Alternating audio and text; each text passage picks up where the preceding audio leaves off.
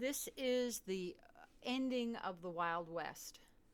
It starts with a low D to D. Now you can't see the D with my pinky, but that's an octave. And basically you're holding this down. That's why I didn't add it. And there's a lot of pedaling underneath it. Each note gets a pedal, and then it's repeated.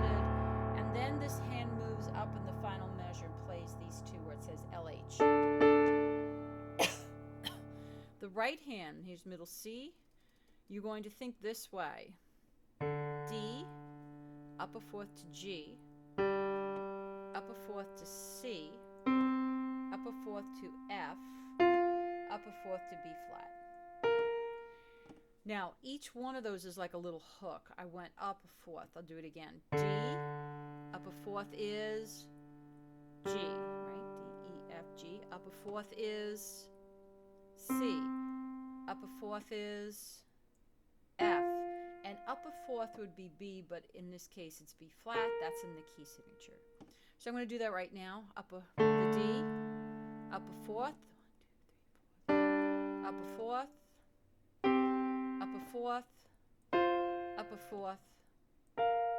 Now I'm going to hook on to each one of these, another one up a half a step. Then I move to the G, I move to the C, I move to the F, I move to the B flat, and I went up. And then it goes, this is the ending, and then this hand goes up an octave. You can't see it on the screen. Here's the whole ending. D, G, C, F, B flat, another D, you hold it, and you stay there and you let it ring. I'll do it again. Try to play with me. D, go to the G, go to the C, go to the F,